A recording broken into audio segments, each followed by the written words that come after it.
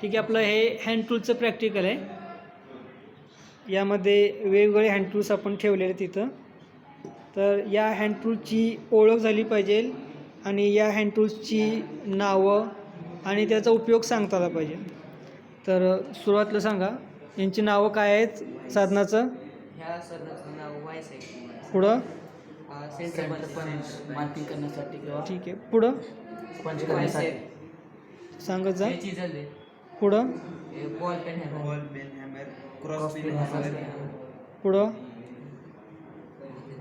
Malate. ठीक आहे. Pliers. Nose pliers. ठीक आहे. आणि स्नीप आहेत है ना, बरोबर. Adjustable caliper. ठीक आहे, ठीक आहे, ठीक आहे.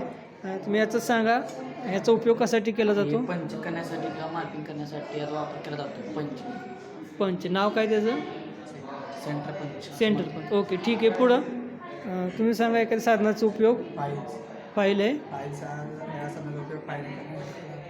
ठीक आहे.